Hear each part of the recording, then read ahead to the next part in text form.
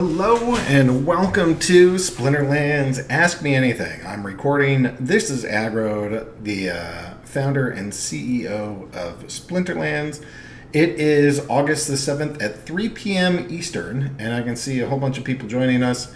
If you guys have questions, this is your time. I don't think that Matt will be joining us on this one. Hopefully we'll get him back shortly. I don't know, progress. We're just still working on the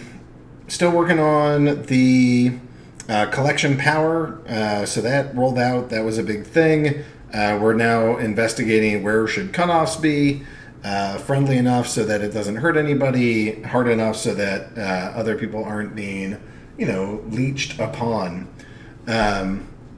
We have the new player flow being worked on. I mean, hopefully that's coming out here soon. We have the mobile stuff that's coming. There was some talk that maybe we're submitting the Android app this month. So I don't know. Good stuff is coming.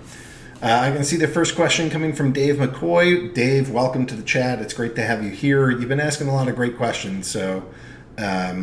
So here we are. When are the new minimums going to be implemented based on collection power? Also, since you are going to evaluate and maybe change later, do you plan on starting on the high side of dark energy crystal scores and working lower, or starting on the low side and working higher? I think we're going to shoot for sort of the middle area to the best of our ability and be as accurate as we can. This game on the back end is like an infinite number of spreadsheets. Google Sheets is our friend, and we just sit here and we compile spreadsheet after spreadsheet, trying to figure out, everything from how do we build the cards, and how many points do we allot for the different abilities to this. Just literally all this stuff is here. So. And it all lives in these spreadsheets. So right now what we're doing is kind of evaluating. The very first part is just rolling it out and seeing, is the collection score working as we expect? Is it updating in real time? Is it changing with all the different transactions that happen? There's lots of different transactions that they all working as expected. So we're sort of going through that and just, crossing T's and dotting I's. And then... The next piece, I mean, it's so hard to say exactly when it's going to be implemented. That I can give you steps. The next step is that, Matt and I and maybe a handful of team members need to go agree on what we're going to be doing. Do the scores that we want to use make sense? What's our first pass? And then we can start implementing the sort of changes to, can you progress and move between the leagues based off of your power. So I don't think that's too long. I don't want to put a date, but that's in our soon category. That's in our near term. I don't know. It shouldn't be that long. And in terms of like working higher or lower or whatever, we want to try to be accurate. So. We'll start with what we think makes the most sense, and then we'll see how the feedback is and go from there. City Hodler is asking me, what do I think about D-City? Gerber is amazing, and I'm blessed to have Gerber be part of this ecosystem. D-City is a really cool project. I haven't played it. I don't have time to play a lot of games, despite the fact that I love these styles of games. And I actually think his game is really freaking cool. I do think he needs to hire some graphic artists to go make his circles cooler. But other than that, I think that thing is awesome. So I'm a big fan of D-City. Question, have you considered a more aggressive ECR decay to make human play and bot play more even in terms of number of matches per day? We talk about that every so often. It's not like a super high priority, but that is something that when we go and I think what's going to end up happening is once collection power is rolled out, we can start looking at, okay, how did this impact things? What's the actuals? Matt and I don't like theoreticals as much as we like actual data. So we'll go look at what is the actual data, how did this whole thing roll out, and then we'll start tweaking rewards, because if we're not handing out as much stuff to low-level bot accounts and actually doing, like, awarding the players that are skilled and or have high-quality cards, then it's easier for us to put more rewards out, and because we know that they're directed to the groups and the efforts and the people that we want them going to. I think ECR Decay will get wrapped up into an overall review of how are we going to handle rewards. Question: what is the status on the SPT token? Will you move it over to Hive? On Steam, it feels sad and lost. Yeah, I know. I literally had this for like 2 days ago to move, and then I screwed some part of it up. So that's on me, and I have to go get it fixed. I've been meaning to write a post about it too, but I don't know. Just it's not the highest priority thing. It is soon, because like SPT kind of falls into this category of building this community and incentivizing community, and kind of the scaling pieces that we're doing. So we introduced it like probably way too early, but it's good to get that thing started. But in the near term, when the new player tutorial system is rolled out, that's when we're targeting to see, does the experiment work to spend money on ads, and can we get more money back? With Facebook, the answer currently is no. With Brave, we've done it once, and we made $4,000 spending $2,000, although because of how it worked, we're not sure it's replicable. So what we want to do is wait until the new player tutorial system rolls out, and then we can start marketing the game more. When that happens, then things like the SPT token become a lot more valuable, because that's more of like the scaling aspect of the game and the growing rapidly aspect. So we still have 1 or 2 more experiments to run before like really slamming on the gas for that. But that's one of the that's sort of where that fits in. So it was literally on my week to go do SPT this week and get a post out and move everything, and I screwed it up, but that should be happening shortly. And the plan is to have SPT have like its own shop, and you'll be able to go purchase things. That's still, that's TBD. I don't want to promise a deadline or time. It hasn't even been fully designed yet. But that's roughly where we're going with that, and we'll see where that ends up. Other questions? It is pretty handy when you guys start these things with question, because that way I know like what is you guys chatting back and forth and what is like real question. So if you want to ask questions, it's helpful if you just put like question in all caps right at the beginning. Maybe that Sweeney guy is asking me, have you heard about Hive Hustlers yet? They're doing some great things over there for entrepreneurs. I have not heard about them, so I don't know much about that. On a question on a scale of 1 to awesome, how great is NASCAR? So Neil sent me the post for NASCAR, and I honestly haven't read it yet because I've just been like insanely busy. But the premise of NASCAR is frankly awesome. I know everybody talks about fairness, and part of the joy of this game is that everybody has a unique collection that's different, and that like is personal to you, that you've developed. And part of the frustration is that everybody has a personal collection. It's not all the same, and determining really who's king of the hill is a challenge when some of the circumstances are different. So you can't really measure apples to apples. It's more like apples to apple shaped thing that is extra pointy.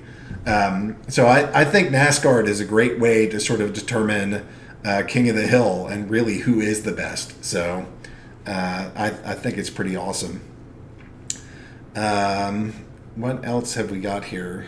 Man, you guys are off topic. Question: match airdrop of SPT tokens? No, we're not doing with that. We did airdrops for the Mavericks a while back.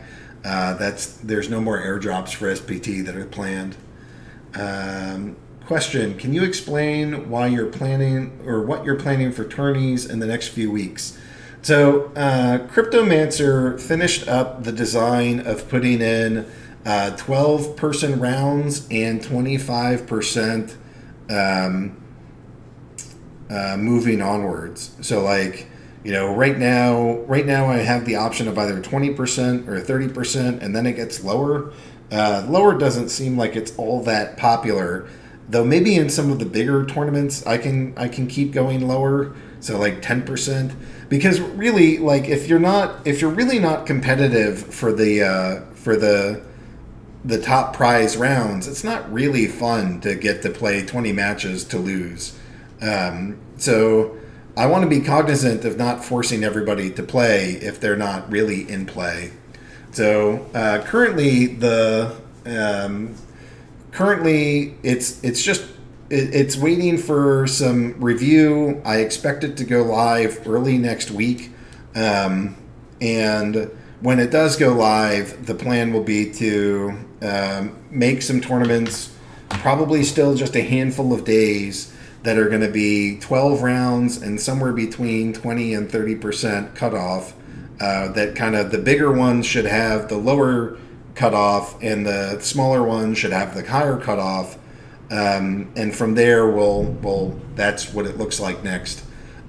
So after that rolls out, and after we get 3 to 5 days of testing, is that really what the players want? And the hardcores that are doing this all the time, is that working for them?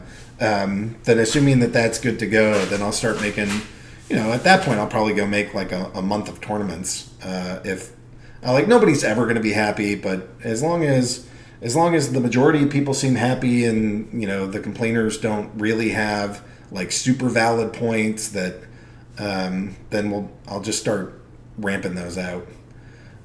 Question: Will Peak Monsters card rental system ever be integrated into the main webpage, or will it always remain separate?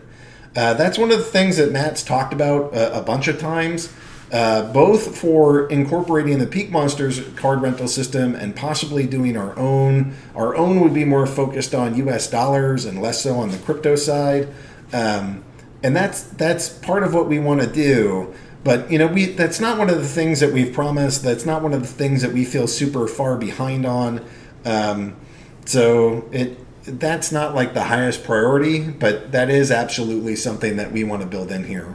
So more to do. The easier it is to get card rental, the better. So we want to help with that. Question: Any news on a Hive Engine interface? It was in the works. So there is tribaldex.com. So Hive-Engine is the classic look. Tribaldex is the more modern look.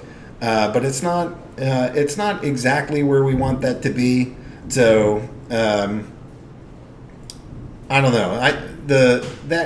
That individual web page has stalled, and so I think some of what's going to happen is that over the next couple months, we're going to see additional sites like NFT Showroom roll out, but less so like changes to Hive Engine or tribaldex.com. So there. Question: When Boss Monsters? It's been 674 days since the end of the first Kickstarter campaign. Yeah, so maybe we overpromised and underdelivered on that one. So after New Player Tutorial, the next thing on the docket is to go roll out. So we'll start doing all the marketing and pumping the game and pushing that out a lot more. But from a development standpoint, we already have part of the design done for tournaments and Guild Wars. So the Guild Wars starts looking like that's next on the major development cycle. So that project's on deck.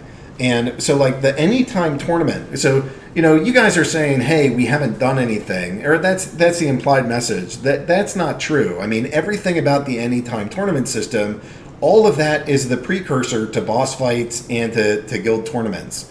So the base work has already been done. We've now moved into the two rounds of this. So now we have some ways that we really have a robust base to go build Guild Wars and boss fights off of. the player-to-player tournaments are probably simpler, and that's one of the reasons why we want to start there. You guys can get some guild building, some sweet guild loot, some sweet guild coins that you can only get in that guild stuff. Kind of the three big projects that are on deck are the Guild Wars, boss fights, and the land presale, and all of those are in various stages of development.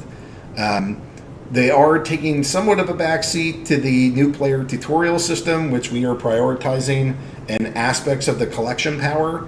But I think those projects are sort of, we're kind of out of the design phase and more into the implementation. And now the boss fights, Guild Wars, and land presale are moving more into the design phase. So we're getting into those now.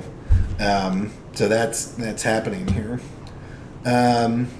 Question. Wait. When Boss Monster, just did that. When the new official Splinterlands music will be in the web game? That's one of those nitpicky things that we just need to keep poking Matt about.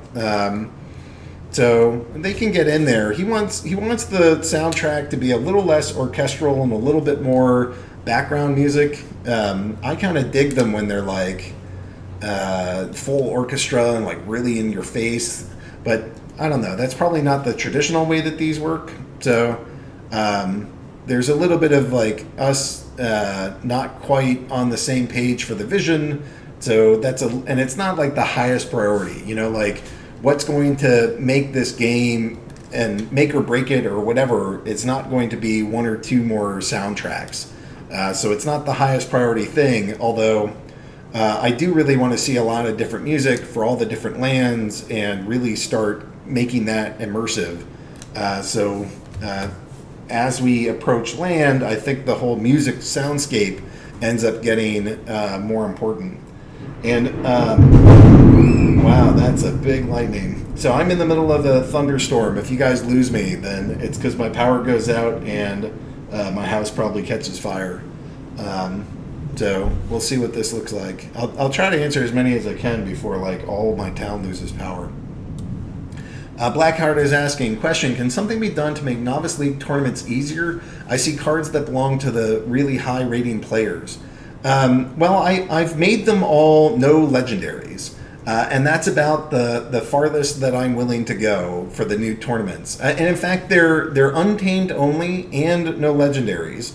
I'm sure that there's the folks that are like, he's doing untamed only because he's messing with all the people and he's just pushing for money.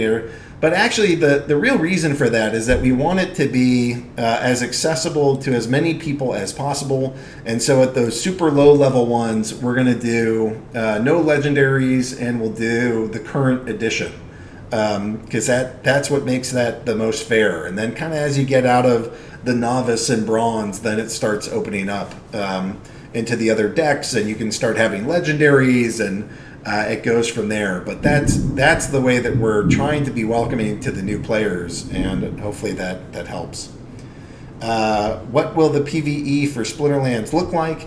That hasn't been designed, but ultimately it's a team fight. It's your guild members are going to go fight bosses, and presumably it won't look like one thing. It should look like a couple different things because we should have a bunch of different boss monsters. So it should keep getting there. All right, what does upcoming NFT shards bring towards Splinterlands cards? I don't know what you mean by NFT shards. If you're talking about shards that we've discussed about land, I can answer that. But Quantum, if you could give me a little bit more description of what you mean or what you're describing with NFT shards, that would help me answer that question. When mobile version include tournaments and guilds? The guilds, I think, just got added. It hasn't been updated into the mobile site, but I'm pretty certain that the guilds are done. Tournaments is on the list, so that should be out in the not too distant future. But I do think that the guilds feature have now been designed, coded, and implemented. It just hasn't been moved to the production site yet. So hopefully that's like super soon, rather than just soon. The old out of power maneuver. That's right. Look, guys, I'm at like 43% power on my Mac, so I'm gonna have to go right now, because that's how Justin, Son, and Ned roll. Let's see. New tourneys should be capped at card level. All right. What are we doing? I'm just looking for questions. You got questions? Are you currently talking with potential investors about raising money? If so, can you explain to the group who would you use? What would you use the money for? So, like, legally speaking, you can't. The things that we have, there's different types of securities, and there are security exemptions. Some of them have the ability to go talk publicly and advertise, others do not. So in this case, the type of security we have doesn't allow us to broadcast widely to the world, and really they don't want us advertising.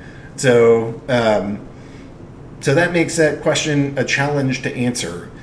So I'm going to dodge the potential investor question, but I do think what if we raised money, what would we use that money for? How would it benefit the game and the player base?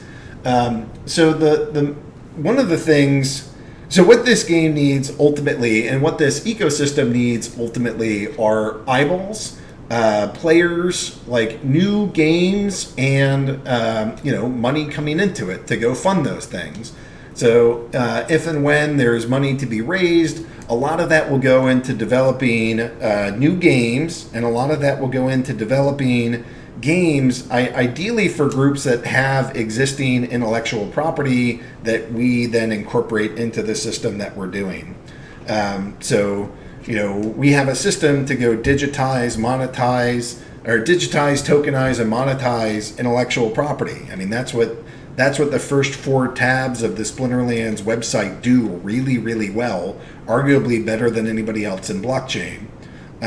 So our goal is to help bring other communities into that. So some combination of us making our own games and some combination of us helping others build games in this ecosystem. And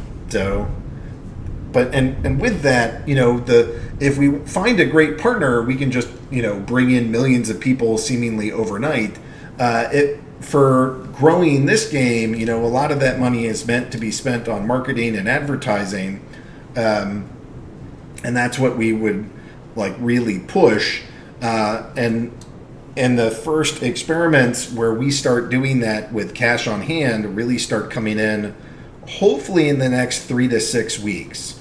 Because I think we can get the new player tutorial stuff done in that time.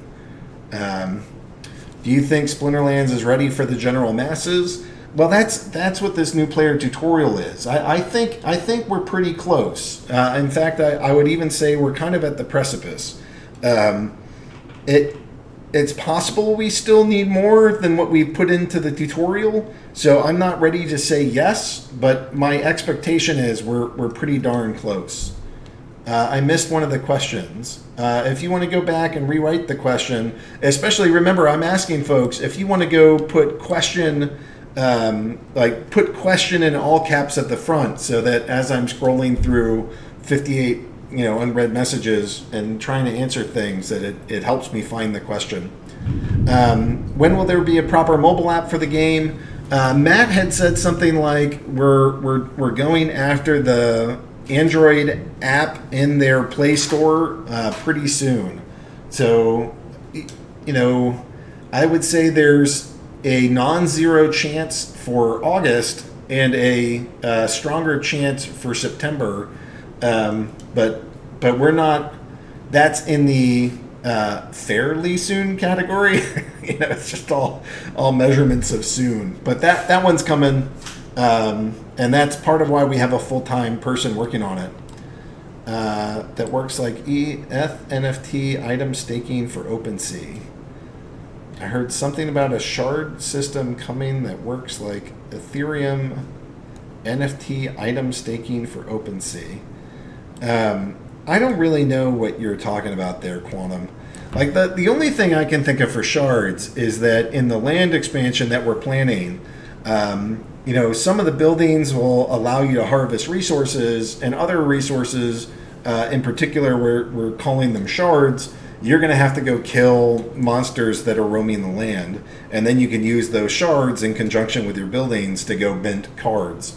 So it's some combination of property ownership, building production, and harvesting through killing, giant creatures in the land. So they will drop shards. That's really the only thing I can think of with shards, and I'm not quite certain what you're describing there. So I don't know. Oh, is Matt here? I don't see Matt here. Somebody said that he was, but I don't believe it. What will PvE look like in Splinterlands? As I said, it hasn't been designed, so that's not out there. But I don't think it'll just look like one specific thing. I'm hoping that the different boss fights will have a different, feel, look. The matches will be different, and so on. Question: how is the Ubisoft program going? Again, Ubisoft is fun and they're good people, but it's just slow. I mean, that whole thing is meant to be live in Paris, and COVID has made it entirely virtual. So, they give us good feedback, and I like interacting with them, and they're smart people. But it's slow moving. So, the main thing is that we hope that the next big thing is we hope that they'll be looking at the improvements that we make with the new player tutorial system and providing feedback, but also actually getting some users, some eye tests, and a whole range of hardcore, established business eye tracking software stuff to make sure that it's working the way that we want. So still slow going, but they're great people, and they're wonderful connections to have in this space. What are your thoughts on today's dark energy crystal market action? Yeah, I mean, that's loaded. I'm thrilled, man. Like seeing let's go look at this. I mean, it was around $20,000 today. Yeah, so it topped at like 20,000 or so. It's been up as high as 66. It's down to 54. I mean, I'm thrilled that this community can support that much interactions and transactions, and I just find the whole thing not only fascinating but super exciting for the game that it's that rich and live. The more liquid everything is on the secondary markets, the easier it is to trade all these things, the easier it is to come in and come out. That just makes it easier to adopt. It's easier to think, if there's 800 people that are willing to go pick up this thing that I own, it's easier to then own it. Because you can say, oh, well, I don't have to just randomly find this one person that wants it, and then they can haggle me down. If there's like 800 people that want these things, or thousands of people that will do this, it's easier to get it, hold it, play with it, sell it, and do whatever you want with it. So seeing that, like that, I'm pretty certain that's an all-time high for us. Seeing that all-time high come through, I'm just stoked. So that's pretty fun. What else? You guys all love Dodge. Some of you hate Dodge. Where do you send your erotic fan fiction? Mostly I would send that to Clayboyne. I think he would be the one. Maybe Crimson Clad would read it in her show. That could be fun as well. Sharding is what Ethereum is calling their proof of stake system that is coming soon. Can't wait for shards so I can say, sharded myself. Yep. Where do you guys have questions? Procedurally generated dungeons. Yeah. No, question. I have an amazing card idea in mind and lore too. Where do I share it? I would go, I don't know, put it in general, put it in product suggestions, DM me, DM Matt, tell Byzantinist. There's not like one specific way. You kind of have to bug a bunch of different people.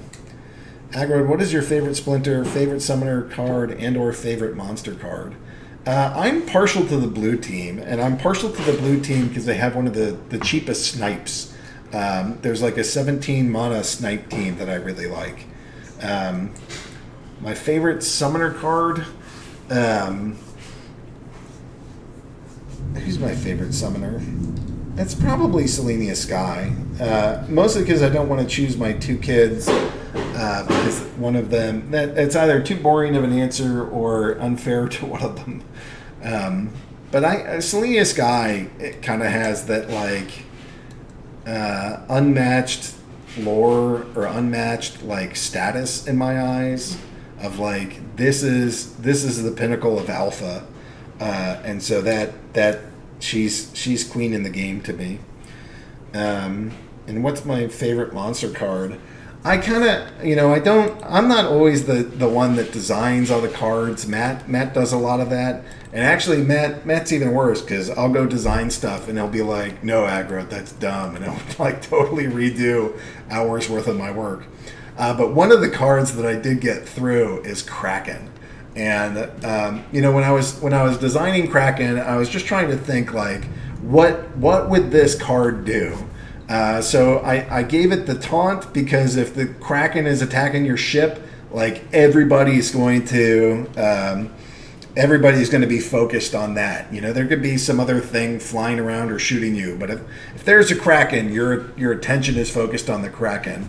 Demoralize. I was sort of thinking about that, like in a lot of the Lord of the Rings books, they talk about how you just have this like gripping fear of dragons.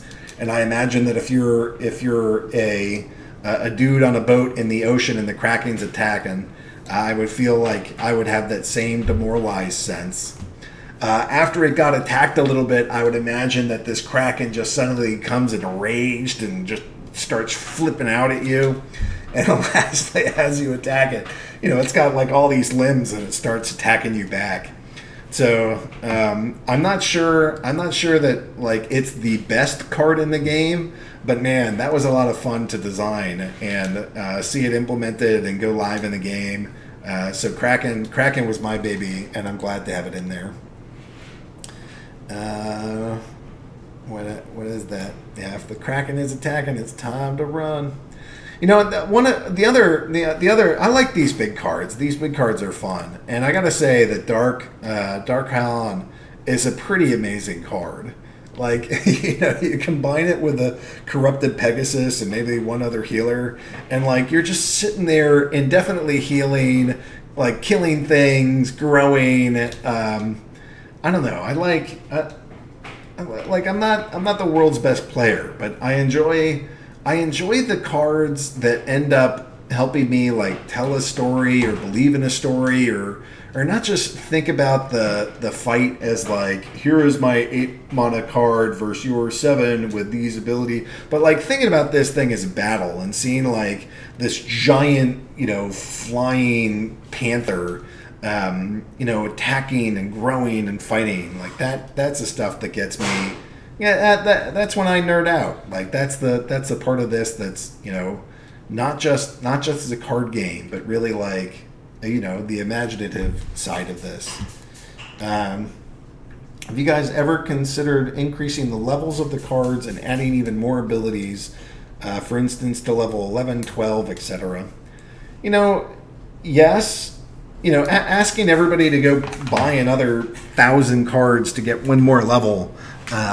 Maybe the greedy part of me certainly wants to go do that. But, we put in the level caps and we did it where we did because we were like, we want some semblance of fairness. And every time that we raise the level caps, it removes fairness because it means that there's fewer and fewer people that are going to be able to participate at the highest levels just because it costs so damn much. So, we could do the like World of Warcraft thing where, every expansion we up it 10 more levels and you have to do it or else, you can't participate and you just lose or you're stuck in old content. But that's not really how I want to design. So, the one place where I have thought about doing that is where it's no longer financial. So if we could do that, where you gaining or losing or moving your level is now something like, you killed some monster, and now it won on some quest line. Now you can unlock a new level that would be open to everybody, and it has this one special ability that you can only get if you only have that quest, and like something along that line, where it's not, go put 500 more cards into this, but it's more like grind a lot into this game and get this really rare and unique item that unlocks this pathway. That to me would be pretty sweet. But I can't really see myself like really going and being like, hey Matt, let's make them buy another 650 cards or something. I just don't see that. Look, don't get me wrong. Like, I want there to be rare and hard to get cards. Like, that's a great aspect of the game. But I also want there to be some, like the level caps, I think make a lot of sense. And that's a pretty hardcore part of the game. And changing that, I think, would be pretty difficult. Let's see. You guys are talking about the Halfling Alchemist. All right. I made it through your questions. So I guess I'll start singing or something. What else do you want to do? See you, reseller. Thanks for being here. What do you guys want to know? I'm here. I can answer whatever you got. Why don't we have neutral summoners? What would they summon? The dragon summoners are the closest to that, where they're sort of like partnering with every team. What, a neutral summoner would only let you summon neutrals? That seems pretty nerfed. Do you follow the card burning rates? And if so, can you comment on what has been the recent activity? Is it a lot with deck moving up? Let me go look. So one of the easiest ways to go look at that is to go type decimation.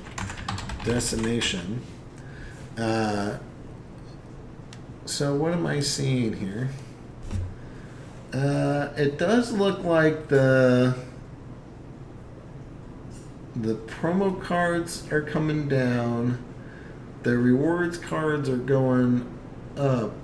Your betas continue to get smushed, although you can't quite tell if betas being smushed is from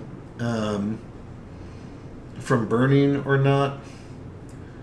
Yeah, I guess this is showing you cards combined and not simply just the cards destroyed. Alpha's chilling right under 300,000, so 80% of those cards are gone.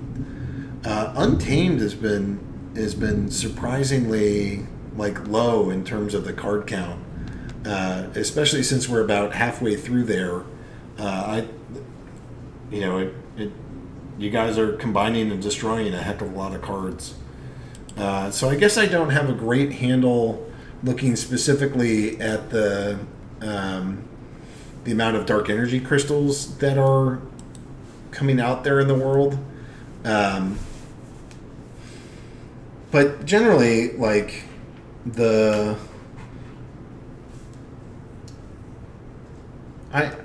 I think, we are underneath the peg right now. The peg is at, $1,000 to $1, and we're sitting underneath that. So, relative to the peg, we are oversupplied. But we have the Asmare dice coming, we have guild buildings coming, and we have land pre-sale coming, all of which should accept deck or might only accept dark energy crystals. So I don't see that as a permanent state of affairs.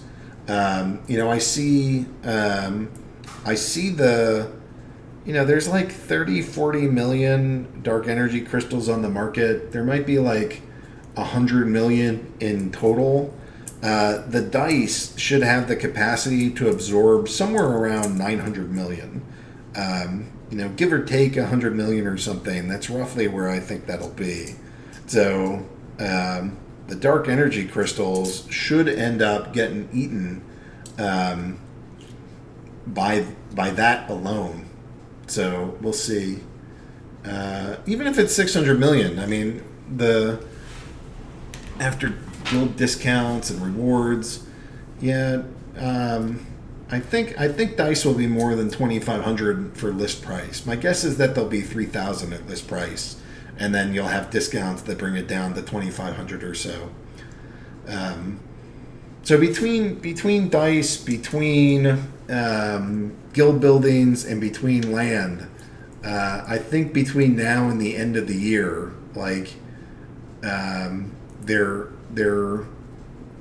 there will be way more sinks than dark energy crystals available. That's what I think. Question. Finally found the word I was looking for. Wrapped Ethereum. Will there be wrapped Hive dark energy crystal feature if you could stake cards, i.e. temporary loan type system for cards? I was under the impression there could be wrapped Hive Engine NFT system coming. OpenSea uses a system like that with CryptoKitties staking cards. I don't know. That's probably a better question for Matt when he's around. Of what other ways would we do these things? The one system that I can think of that gets into that is using Hive Engine as a means to go trade cards for swap.hive. So maybe that's something that Splintex does. I don't know. I'm running out of time with the interns, so I think we'll get some bulk order features put into the website, but that's about it. But that's in there. So Quantum, you and I aren't having much luck connecting on that question, so I don't have a good answer for it, but not intentionally. Will there be something like staking cards coming soon? I mean, you guys playing is the version of staking cards. Our cooldown is 7 days. That's basically a staked card, and you've used it to go do battles. I don't think that there's ever going to just be passive rewards provided by Splinterlands that you just get stuff for owning cards. You still have to battle with them. Are we going to get a dark energy crystal to bank link through Hive Engine? Are we going to get be able to deposit dark energy crystals into the bank? Well, the banks did just get the ability to go hold cryptocurrencies, and we're working with one of the bigger institutional guys to go list dark energy crystal through them, which could impact us on a number of different markets. So something like that might actually come into existence, but I don't know. Rons, I can't help you. I'm not really the guru for Immortal Gods, so you can talk to Clove. Clove knows all, so you can ask her about guild membership. But at the moment, it's full, so I don't think there's any room for more clowns in there. We got about 15 minutes left, and I'm through the questions. So if you guys want to toss out some more questions, I'm happy to answer them. Actually, there's at least one alt in Immortal Gods. Will dark energy crystals one day be purchasable with fiat money? Credit cards are fine, but we cannot buy directly dark energy crystals with PayPal. Not through Splinterlands. Maybe Hive Engine will be able to facilitate stuff like that. Splinterlands cannot, so we won't be selling dark energy crystals for fiat. You said for Steam Engine you were working on crypto to bank. If we sign KYC, where does that stand? And are you now planning on moving that feature to Hive Engine? Right now, I'm a little bit. Some of that is tied into tribal decks and into Next.Steam Engine, and a lot of that development is just going slow. I'm having a hard time really getting the developer motivated. I do have a different developer working on a lot of the different markets, so the markets are taking priority, and maybe some of the market features will come out. So that particular piece is just moving slowly. Good devs are hard to find, hard to keep, and hard to motivate. So, especially because Hive Engine is not some like $1 million project. It's like a bootstrapped small thing. Although one thing that is worth noting to the audience is that the Hive Engine team has been working to go put together a smart contract market maker. So a smart contract market maker is the kind of thing where, especially to this audience, you could buy dark energy crystals and sell dark energy crystals and make money on the spread. So we plan to hopefully roll that out maybe even this month. Or maybe it's done this month and I then have to go get it wired into the website. But, this month or next, I should have a market maker tool that everybody here could use to go provide some market liquidity for dark energy crystals and, hopefully make some money through trading using this market maker. And again, if you aren't familiar with market makers, you buy and sell at the same time. I mean, one of the strategies is that you buy 1,000 and sell 1,000 literally that same second, but you are buying and selling at different prices. And so when that money, when the crypto is sloshing back and forth, you make money on the delta between the prices that you're offering.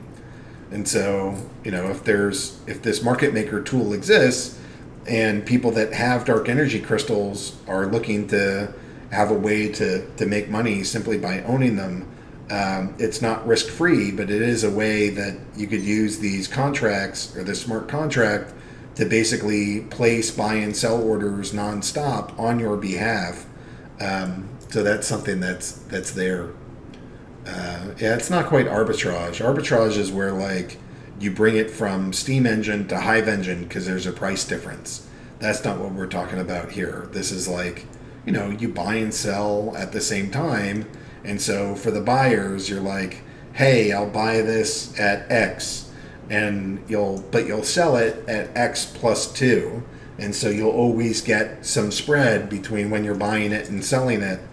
And so it's not quite passive money, but you still got to watch this stuff because when crypto goes nuts, these things can be a little wild.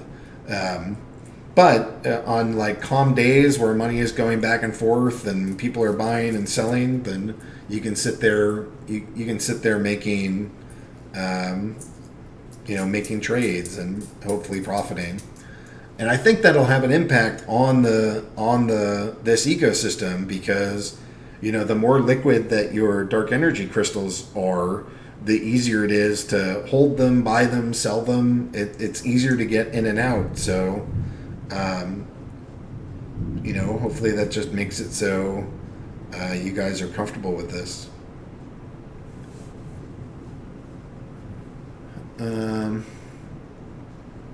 Are you planning on getting the PvE new player experience done and linked and twinked before you launch in the app stores? New player experience should be done before the app stores, I think.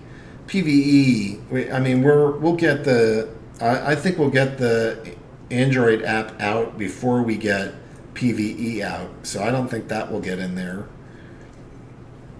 Everything for the mobile is sort of parallel development. So we build it for the main site and then we tack it into the mobile site. So anything that we build will first go in the main site, which means that the mobile site is going to keep lagging. That's just how that'll go. Yeah, the learning. Well, we know that the learning curve isn't great, so that's why we're putting some emphasis into fixing it. Um, do you ever have any conversations with other game makers about using dark energy crystal in their game? Is that anything you think will ever happen? Yes, I do. And again, that like if dark energy crystals has like a really liquid market and there's a ton of money, and as we grow our game and people want to go, get access to our players, absolutely. I've been having some conversations with another big game and trying to figure out, how do I tap into their ecosystem because they're bigger than us, and as we grow, especially if we have a in-game currency that's super liquid, then it would make that a no-brainer. You just roll out a game and you're like, wow, I spent all this money building a product and now I need players. How do I get them? Well, why don't we accept dark energy crystals? It doesn't really cost us anything to do. It's highly liquid, so we can trade it for whatever we want, and it should go bring in all these players that have an interest in this other game. Maybe they'll get an interest in this, and it's good advertising. So, yeah, I think currency integration ends up being like a really big play to go get players around. So we'll look to do that with games that are bigger than us, if and when they exist, and I'm sure others will look to us and say, hey, this is really good, let's do it. Have the daily rewards lowered in value, as I now see many under 10 DEC rewards and a lot of potions? Nope, we haven't changed them. They've been the same for months. So we are looking to, I think we're looking to increase them in the not too distant future, but that's their question. Any long time plans to create entirely other games based on the card IDs, like time-based RPG browser game, for example, or a different card game based on the same cards? Yes. I mean, if we were able to get some serious amount of funding, it would be spent between developing other titles in the Splinterlands ecosystem and spent, working with national brands to go build games for them. And then market all of this stuff. So absolutely. We don't have enough spare cash to spin up a second team and just be like, all right, we're rolling out a whole new game, and we still have a lot to develop in this game. So we're not there yet. But if we get funded, certainly building game 2 is on the short list. All right, we have maybe 7 minutes left here. And so if you have a couple last minute questions, then let's get them in. As always, thanks for being here. Thanks for asking questions. Thanks for being part of this ecosystem. And I'm stoked that you guys are here. Beehiver is asking, what will be the soonest new feature that we'll all see in game, and when will that be? If I had to guess, the newest thing that is player-facing that you'll see is probably the dice, and that will be in the store live, hopefully in the next couple weeks here. And then after that, it's, I think, the new player tutorials. That should be live. Somewhere in this mix, you'll likely see some new guild stuff in the mobile, and maybe even the mobile app. We've been a little slow in development, and we're getting to the point where there's some things that are going to start rolling out. So we the bulk of our sales are in the second half of the year. So we really need to get a whole bunch of new features out the door, and we're working hard to ship it. Thanks for hosting the weekly AMAs. Yeah. Whatever. I try to do what I can for this community. You guys are amazing. I have no other words. The other words would be infuriating at times, but that honestly pales in comparison to just how grateful Matt and I are to this community, to helping support this game, for playing this game, for talking about us on social media, for talking trash to each other, but generally politely. There's a lot of really amazing pieces here. So I remain humbled and grateful to this community and spend hours and hours trying to think how do we get more stuff to these players and provide them as much entertainment as possible, the best experience as possible, and the most liquidity for all the stuff that's in here. How do we make that happen? What do you think about pairing the new NFT showroom with people who create fan art for cards to trade as skins usable within the game, maybe even payable in SPT? SPT is tricky, but that's like a back-end thing for NFT showroom. Fan art is amazing. I'm amazed that we haven't seen more fan art on NFT showroom. If you're an artist, then get that stuff out there or commission it. And then using it as skins. Actually, it's been on my brain to figure out if that's something that's possible. So I do think it's possible, but that's something that they're... how much are you paying the mods? I'm not going to get into personal salaries. How much are you paying Carrie Allen?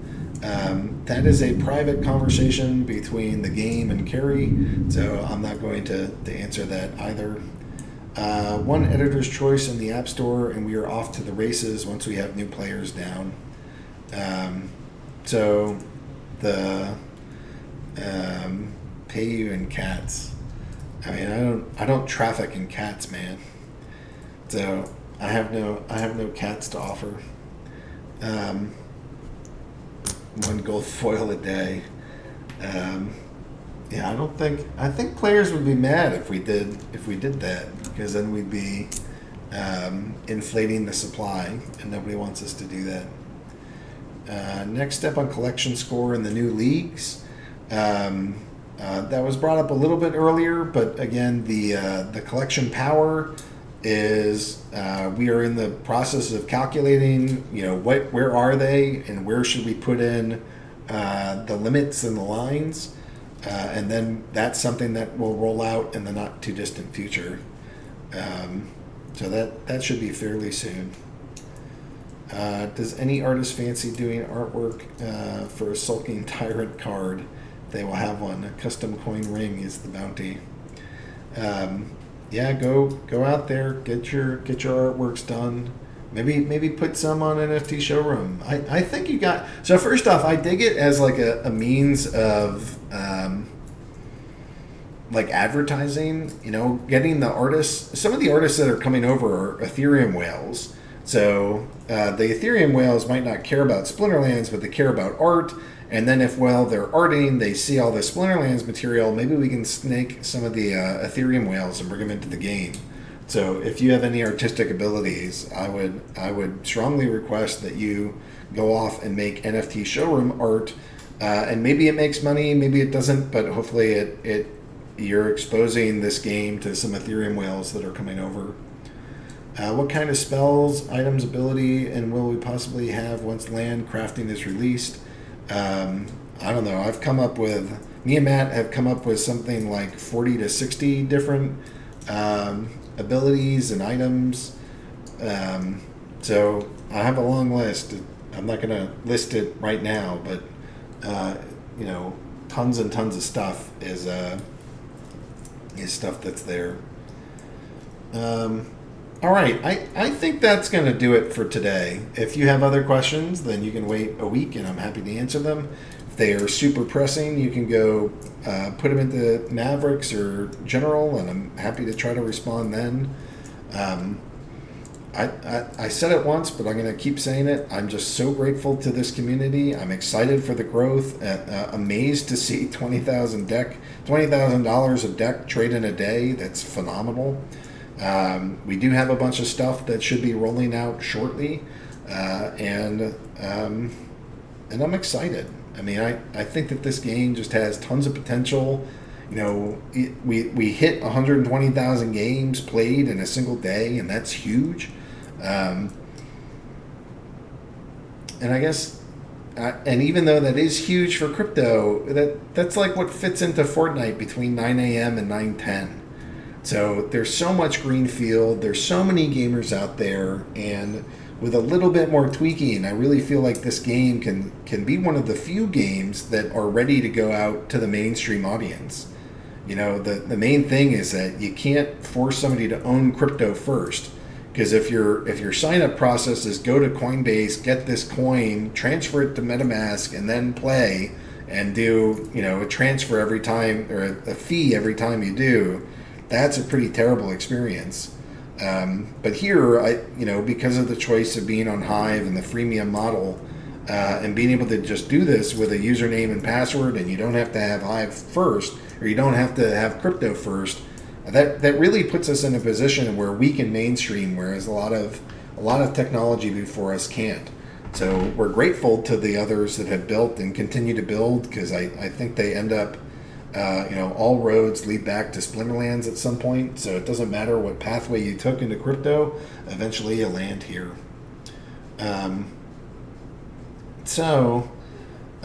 With that, I think I'm going to call it an A. So I'm very grateful to the community. I'm excited with the more recent pace of development that we've been on. I think getting our mobile dev rolling has been great.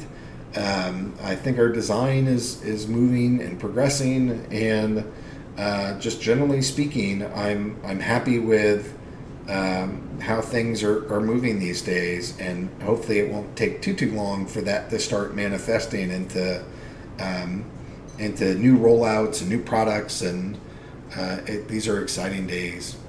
So anyways, I'm gonna turn off the recording. Thanks so much for being here. I'll be back next week. I'll be in chat, at least scrolling through all this stuff while I'm going through a million different things in the business day here. But thank you to this community. Thank you to the hardcores. Thank you to the Mavs.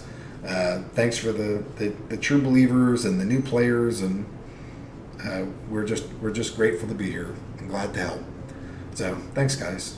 Bye.